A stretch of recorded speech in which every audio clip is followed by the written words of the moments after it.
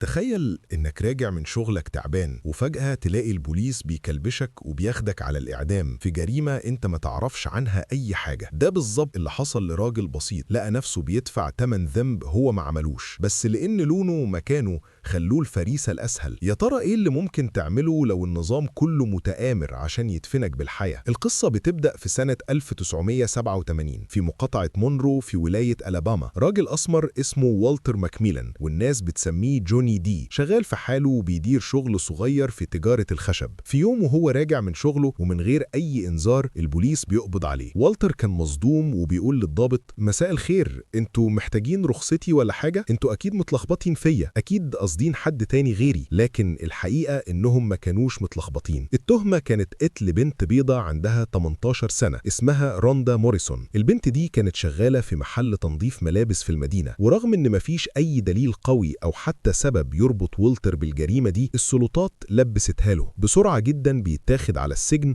وبيتقدم لمحاكمة وبيتحكم عليه وبيوصل لعقوبة الإعدام. والغريب إن حتى قبل المحاكمة والتر اتحط في عنبر الإعدام، المكان اللي المساجين بيستنوا فيه تنفيذ الحكم. وضعه كان مرعب وظالم لأبعد الحدود. النظام كان بيتحرك ضده لسبب وحيد، وهو لون بشرته والمكان اللي عايش فيه. بس في الوقت اللي حياة والتر كانت بتنتهي فيه، كان في حد تاني في مكان مختلف تماما ما كانش يعرف إن مصيره هيتربط بيه. المشهد بينقلنا لشاب اسمه براين ستيفنسون، طالب حقوق ذكي وطموح جدا في جامعة هارفارد وعنده أمل يغير الدنيا. في صيف من السنين براين بيسافر لسجن في مدينة جاكسون في ولاية جورجيا ضمن فترة تدريبه. هناك بيقابل سجين محكوم عليه بالإعدام اسمه هنري ديفيس. هنري كان مرعوب ومتوتر جدا وقت المقابلة، لكن براين اتكلم معاه بهدوء وطيبة. براين قال له إنه بيزوره نيابة عن لجنة الدفاع عن سجناء الجنوب، المنظمة اللي بيتدرب فيها، وشرح له إن في محامي هيستلم قضيته قريب وإن مفيش أي خطر عليه من الإعدام خلال السنة دي. مجرد ما هنري سمع الكلام ده حس براحة رهيبة، جسمه هدي والخوف اللي في عيونه بدأ يختفي. الراجلين بدأوا يتكلموا براحة أكتر وشاركوا ذكريات طفولتهم والطرق اللي جابتهم للمكان ده. حتى في أظلم الأماكن التواصل الإنساني بيلاقي طريق. هنري قال له إنه كان بيلعب بيانو في الكنيسة وهو صغير وإن ربنا كريم، لكن اللحظة الدافية والهادية دي اتكسرت في ثانية واحدة وبطريقة محدش يتوقعها أبدا. حارس سجن عنيف وقاسي دخل الأوضة فجأة ومن غير أي احترام أو إنسانية مسك هنري وسحبه لبره بقوة وقال لبراين يقفل بقه وما يتدخلش. هنري وهو بيتسحب قال لبراين: مفيش مشكلة، أنا مكمل. اللحظات اللي زي دي بتهز الإنسان من جواه، المفروض إنها ما تكونش طبيعية، لكنها للأسف كانت بتحصل كتير. براين كان واقف مصدوم ومكسور من الطريقة البشعة اللي هنري اتعامل بيها. اللحظة دي سابت علامة محفورة جواه. بعدها بسنتين براين بيتخرج من كلية حقوق في هارفارد.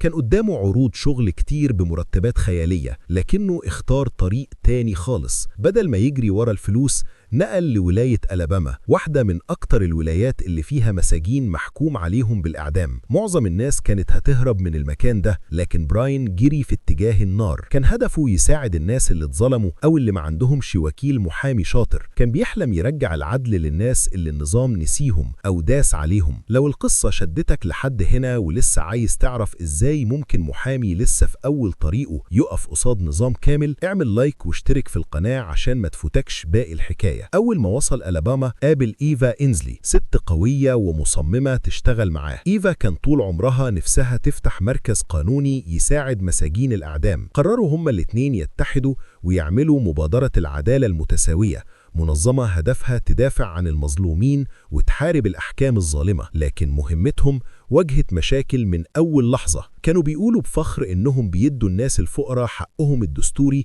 في توكيل محامي، لكن صاحب المكان الأبيض اللي كان موافق يأجر لهم المكتب غير رأيه فجأة. أول ما عرف إنهم هيدافعوا عن مساجين الإعدام قال لهم إنه مش عايز يكون ليه أي علاقة بشغلهم ومشاهم ببرود وقال لهم يومكم سعيد. الضربة دي كانت محبطة، بس إيفا رفضت تستسلم ووصفت الراجل بكلمة قاسية من غضبها. براين كان فاكر إن الصعوبة كلها في الورق والمحاكم، لكن اللي شافه بعد كده خلاه يفهم إن المعركة الحقيقية لسه ما بدأتش. إيفا خلت براين يشتغل من بيتها مؤقتا. الحلقاء الحقيقيين ما بيستنوش الظروف المثالية، هم بيظهروا في وقت الشدة. وهم شغالين في بيتها، إيفا حكت له سببها الشخصي لدخول المجال ده. افتكرت لما قرت عن راجل محكوم عليه بالإعدام وما كانش لاقي أي مساعدة قانونية. قصته كانت بتطاردها دايما. الذكرى دي هي اللي خلتها تدور على حد يساعدها تحارب عشان العدالة. ولما كانت على وشك إنها تيأس، جالها تليفون من براين عرض عليها دعم قانوني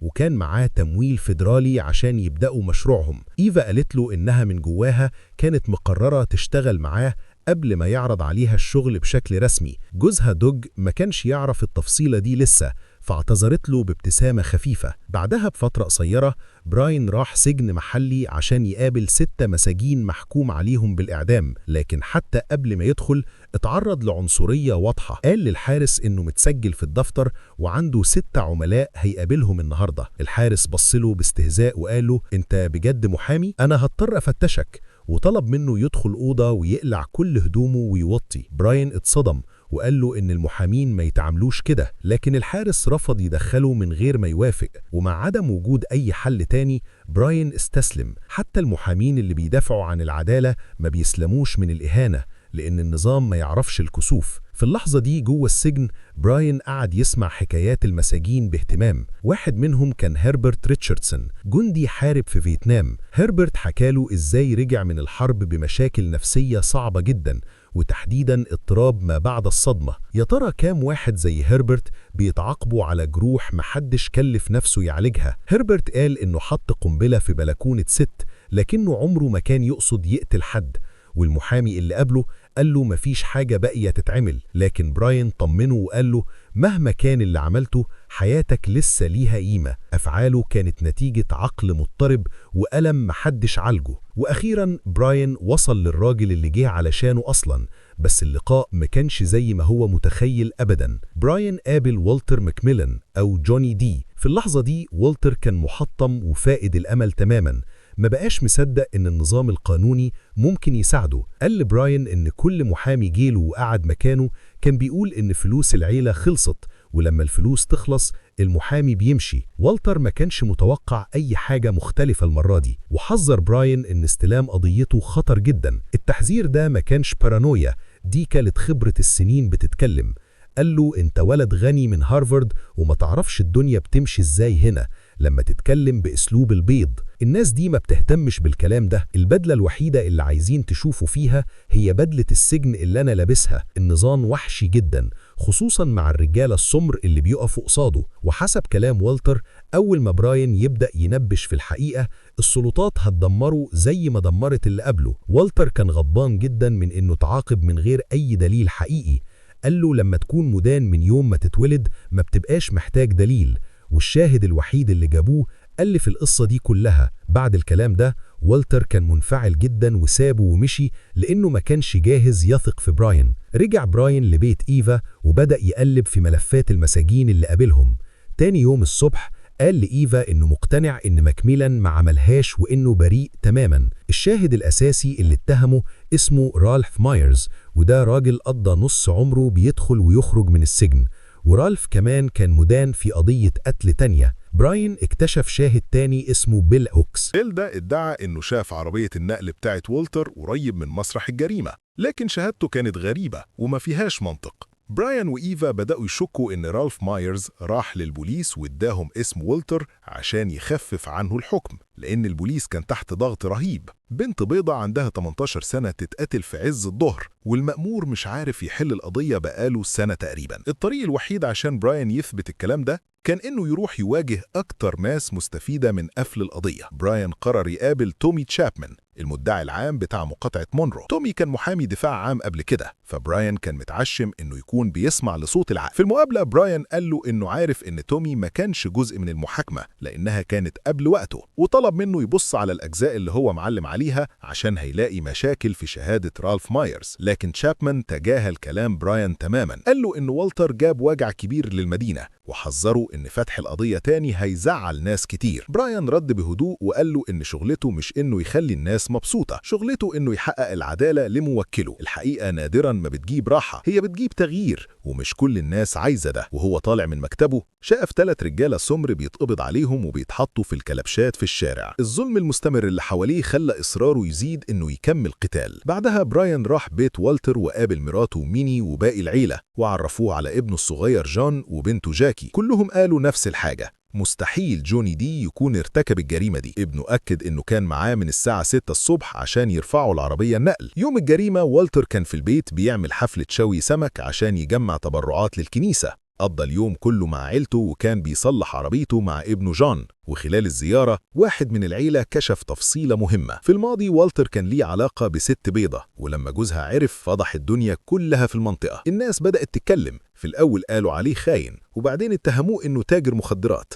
ولما حد جه في الآخر وقال له يا قاتل، محدش فكر مرتين وصدقوا على طول. ورغم إن ميني كانت مجروحة من خيانة والتر، لكنها قالت إن والتر في النهاية أبو ولادها وهتدعمه مهما حصل. وسط كل الحكايات دي ظهر خيط رفيع جدا، خيط لو براين قدر يمسكه ممكن يهد القضية كلها. قبل ما يمشي براين اتكلم مع دارنيل هيوستن صاحب ابن والتر. دارنيل قال إن شهادة بيل هوكس كذب في كذب. صبحية يوم الجريمة بيل كان أصلا مع دارنيل بيصلحوا موتور عربية كامارو من الساعة 8 الصبح. الاتنين كانوا مقبوض عليهم في قضية سرقة، وبعد ما بيل قدم شهادته المزورة البوليس أسقط عنه التهم. في الأول دارنيل كان خايف يتألم. براين قال له إن تعريض نفسه للخطر بالشكل ده مش سهل، لكن بعد ما فكر وافق يساعد، ومضى إقرار بيأكد فيه إن بيل كذب في المحاكمة. الدليل الجديد ده ادى لبراين أول فرصة حقيقية عشان يطلب محاكمة جديدة وينقذ والتر من الإعدام. أخيراً شرخ في الحيطة السد. تاني يوم براين راح يزور جوني دي تاني، وشكروا إنه وافق يشوفه. واتفاجئ إن جوني عرف إن براين راح زار عيلته، وقال له إن ميني كانت عايزاه يديله حاجة. جوني كان متأثر جدا بمجهود براين وشافه إنه فعلا جاد في مساعدته. كان حاسس بامتنان كبير، بس في نفس الوقت كان مستغرب. سأله ليه راجل متخرج من هارفارد يختار يقضي حياته بيساعد مساجين على ذمة الإعدام. هنا براين فتح قلبه وشاركوا ذكرى شخصية مؤلمة جدا. وهو مراهق جده اتقتل بسبب حاجة تافهة جدا، تلفزيون أبيض واسود. وبعد الجريمة دي محدش اتحرك، لأن جده بالنسبة لهم كان مجرد راجل أسمر تاني اتقتل في مساكن شعبية. براين اعترف لجوني إنه فاهم كويس إحساس إنك تعيش في الظل وإن محدش يشوفك ولا يسمعك. التجربة دي خلته يحس إنهم شفافين وكأن حياتهم ملهاش قيمة في نظر العالم، وعشان كده هو بيحارب للعدالة وللناس اللي زي جوني اللي الدنيا نسيتهم. جوني سمع كلامه بتركيز، والكلام لمس قلبه بجد، وبسبب المكالمة دي جوني أخيرا وافق وقال له يلا نشتغل. لكن أول ما قرروا يفتحوا النار على النظام قرر يرد، والرد كان مرعب. بعد الحوار ده حصلت حاجة خطيرة جدا. الولاية حددت ميعاد لإعدام هيربرت، وهم بيتكلموا عن وضع هيربرت إيفا جالها تليفون. بنتها ردت وقالت ليها التليفون ليك يا ماما. حد هددها وقال لها إن بيتها هيتنسف لو ما بطلتش تساعد جوني دي. كانت لحظة تخوف بجد، لكن رغم إن حياتها بقت في خطر إيفا رفضت تقف. كانت قوية وعنيدة وعارفة إن شغلها ده مهم ومش هتستسلم. براين وإيفا كملوا شغل وقرروا يلاقوا حد في المدينة عارف الحقيقة وعنده شجاعة يتكلم. لكن الموضوع طلع صعب. معظم الناس كانت مرعوبة، وعيلة البنت المقتولة عيلة تقيلة. الناس كانوا بيقولوا له لو مش شغال مع عيلة البنت الغلبانة دي يبقى ملناش كلام معاك. وهو كان بيرد ويقول إنه محامي بيمثل جوني دي ماكميلان. لكن مجهودهم جاب نتيجة. ضابط بوليس سابق وافق يقابل براين في بيته. ده ادى لبراين وإيفا أمل. الخطوات الصغيرة ممكن تزلزل الأرض لو كانت في الاتجاه الصح، فقرروا ياخدوا خطوة أكبر وأجروا مبنى صغير. ولما براين رد على التليفون قال دي مبادرة العدالة المتساوية معاك بريندا. الاسم ده كان بيعكس التزامهم العميق بأنهم يحاربوا عشان العدل. بس زي ما تعودنا كل ما بيتقدموا خطوة بيلاقوا ضربة جاية من حتة ما يتوقعوهاش. البوليس قبض على دارنيل وهو شغال في شغله العادي. دارنيل كان بيزعق ويقول ازاي تقبضوا عليا بتهمة شهادة زور وانا ما قلتش غير الحقيقة. قبضوا عليه قدام مديره عشان يحرجوه ويكسروه. دارنيل اتجنن وقال لبراين انه كان عارف انه ما كانش المفروض يمضي على الورقة دي. دارنيل سحب نفسه فورا من قضية جوني دي، وقبل ما يمشي قال لبراين يعتذر لجوني دي. براين كان محبط ومقهور وراح عشان يقابل المأمور تيت. لما وصل لقى المدعي العام قاعد معاه بيهزروا. كان واضح انهم متفقين مع بعض عشان يوقفوا براين. المدعي العام اداله خبر أسوأ، قال له ان المحكمة رفضت طلبه بفتح قضية جوني دي من تاني وما بقاش ليه لازمة، وقال له شكرا على زيارتك يا متر. براين حس إن الدنيا اتهدت فوق دماغه، طلع من المكتب مليان غضب وإحباط. لكن رغم الضربة القاضية دي ما استسلمش، رجع السجن واتكلم مع جوني دي واتفقوا يجربوا سكة جديدة. قرروا إن براين هيروح يتكلم مع رالف مايرز ميسو. براين قابله في كافيتيريا السجن وقال له تتفضل تقعد، أنا بس عايز أشكرك إنك قابلتني يا أستاذ مايرز. وسأله ممكن نبدأ كلام عن شهادتك ضد جوني دي. في الأول رالف كان بيتهرب، لكن براين ما سابوش، وبالراحة رالف بدأ يفك وقال له إنهم نقلوا قضيته لمقاطعة إسكامبيا في نفس اليوم. براين حس إن التفصيلة دي مهمة جدا، لأنها بتثبت إن البوليس كان كل همه يلاقي حد يشيل الليلة، مش إنه يلاقي القاتل الحقيقي. رالف قال له لما الناس بتبقى مهوسة بقفل القضية بيعملوا أي حاجة حتى لو كان ظلم. بعد الكلمتين دول رالف قام وسابه ومشي. براين بدأ يراجع الورق وفجأة لاحظ حاجة ما كانتش متشافة. براين لاحظ إن رالف اتحقق معاه يوم 3 يونيو،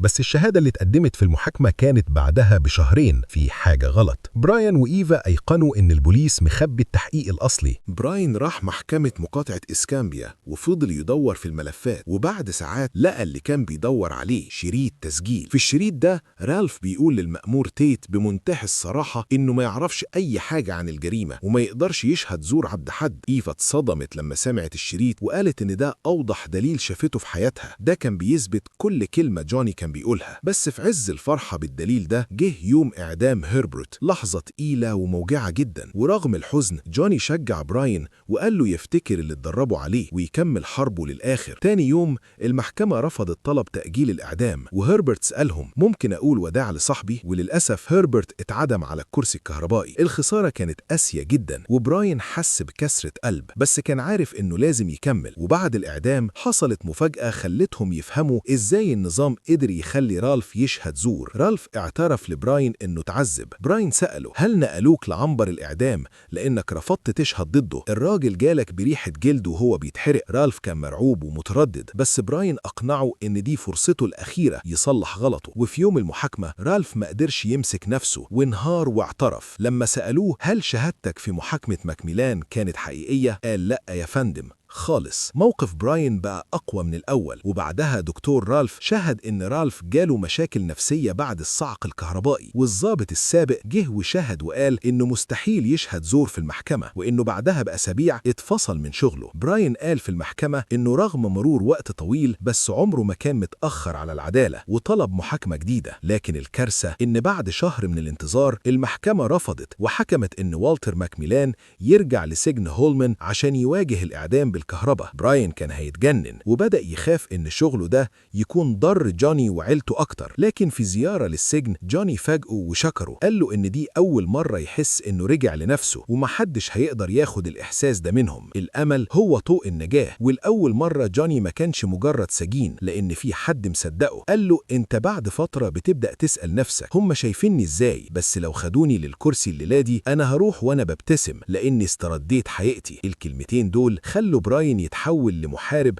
مش هيسيب القضية دي إلا لو روحه طلعت. براين بدأ يجهز خطة جديدة، رفع الأدلة للمحكمة العليا في ولاية ألاباما وظهر في برنامج 60 دقيقة وقال إن اسمه والتر ماكميلان والناس بتسميه جوني دي، واستغل الفرصة عشان يفضح الموضوع قدام الرأي العام كله. وبسبب الضغط ده المحكمة العليا لغت حكم المحكمة الأقل وإدت لجوني الحق في محاكمة جديدة. لكن تومي تشابمان طلب تأجيل عشان يفتح تحقيق جديد وكان بيحاول يكسب وقت. براين راح له بيته وطلب منه يدعم الطلب، لكن تشابمان طرده. وفي يوم الجلسة حصلت المعجزة اللي محدش كان يتوقعها. براين قدم مرافعة تاريخية وقوية جدا قدام القاضي، ولما القاضي سأل تشابمان عن موقف الدولة تشابمان غير موقفه وقال إن الدولة مش معترضة على الطلب. وبكده القاضي أعلن إسقاط كل التهم عن السيد ماكميلان وخرج من السجن أخيرا ورجع لعيلته بعد ما قضى سنين محبوس ظلما. في نهاية الفيلم بنعرف إن براين وفريقه أنقذوا أكتر من 140 سجين، وإن براين وجوني فضلوا أصحاب لحد ما جوني اتوفى في سنة 2013 من الخرف المبكر. الفيلم كمان اتكلم عن أنتوني راي هانتون اللي كان زميل زنزانة جوني، قضى 28 سنة في الإعدام قبل ما براين يطلعه براءة في سنة 2015. شغل براين بيثبت إن تأخير العدالة